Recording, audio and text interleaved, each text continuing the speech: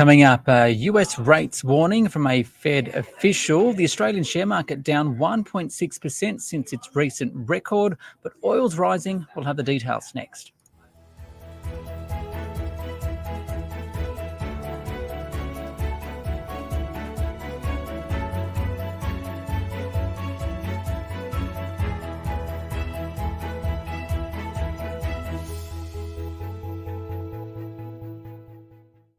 It's your daily 10-minute business and finance news wrap for this Friday, the 5th of April 2024.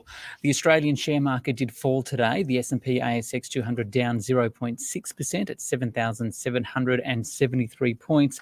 For all the day's market action, I spoke with Poole, the Chief Investment Officer at Oriana Capital. Isaac, it feels like the market is reacting to any piece of information it gets from the US Federal Reserve. Yesterday, it rose after Jerome Powell suggested rate cuts are still on the table. Overnight, though, another official warned of the possibility of no cuts this year if inflation stalls. So, what's your take on the US economy and the timing of interest rate cuts there? It's really clear that inflation has been a bit stickier than the market had expected. And I think it's starting to catch a few members of the Fed by surprise a little bit as well. And what that results in is this mixed messages coming out from various Fed presidents. One day they're saying rate cuts are coming soon. The next day they're saying maybe one or none for the rest of this year. That is really challenging for a market that started the year expecting 7 rate cuts, now thinking maybe around 3. And it's driving some volatility, and we saw that overnight in the equity markets. Yeah, speaking of that volatility, the Australian share market, the ASX 200 anyway, reached a record high last week. It's now down about 2% since then. Is that part of the reason why? What's going on there? Definitely part of it.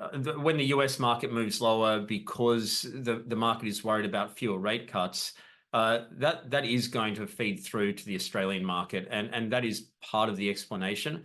But there are some Australian-specific reasons why we're seeing that slow, and that is iron ore, where we've seen the iron ore price fall back below $100 again. That is dragging the miners, it's dragging the Australian economy, and that's going to feed through to the Australian equity market.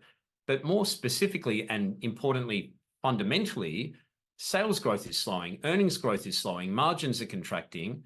That is going to start to raise a few questions, we think, and make it challenging to keep pushing through to record highs. Before we talk about iron ore prices in more detail in relation to China, can we just go back on interest rates? What about the timing of Australian interest rates? How's that looking? Yeah, I mean, this is a central bank, the RBA, that isn't really keen to deliver rate cuts immediately.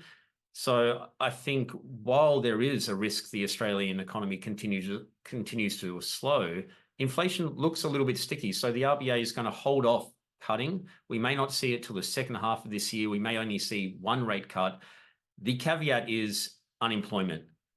The unemployment rate is moving higher, and some of those forward indicators suggest that it could move higher still. We wouldn't be shocked to see a 5% unemployment rate by the end of this year, and that could force the RBA into emergency rate cuts.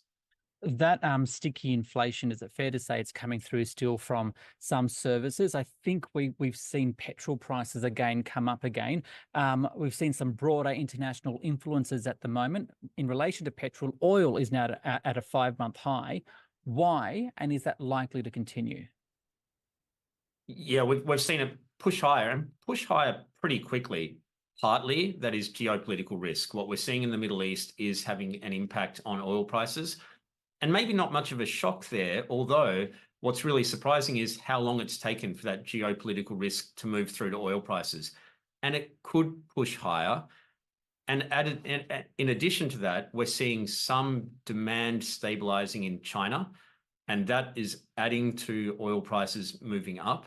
And I think that it is a realistic prospect that they continue to push higher, and we could see $100 by the end of the year. That's going to hurt investors because it will have an impact on markets, but it's going to hurt consumers. Higher oil prices are a tax on consumers. It hurts disposable income. That's going to slow spending. It's going to slow growth.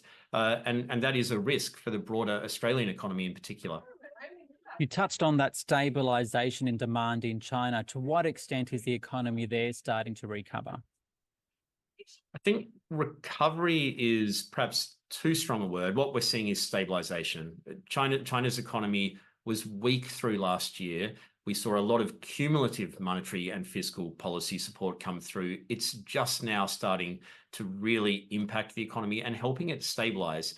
And that means we could see growth around that 5% target that they have for this year, but I don't think we should expect it to re-accelerate. But overall, that's a better story than what we had coming into this year, and means that China could just help, perhaps at the margins, global growth. Because importantly, we think global growth is slowing. We think US economic growth is slowing. Europe economic growth is slowing. Interest rates are high. And so it's going to be important for China to stabilize and maybe help prevent some of that slowdown. So with everything we've just discussed today, what does that say about the investment environment at the moment and the way you're tackling it? What are the opportunities out there? It's difficult because a lot of things look overvalued. Investors are just not being compensated for the downside risk here. Equities at record highs. We're seeing credit spreads at very narrow levels, just not compensating for the risk that interest rates remain higher for longer.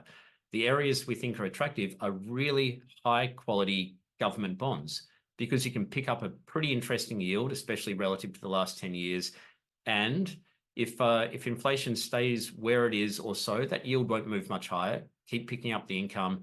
If the economy slows, then yields will fall. You'll pick up a bit of a capital gain. It's a win-win situation, we think. That's the area to really focus in on. Isaac Poole there, the Chief Investment Officer at Oriana Financial. This SBS On The Money stream is provided for informational purposes only. The content in this stream should not be understood as constituting advice or a recommendation. It is not personal advice and it does not consider your personal circumstances or objectives. You should contact a licensed professional before making any financial decision.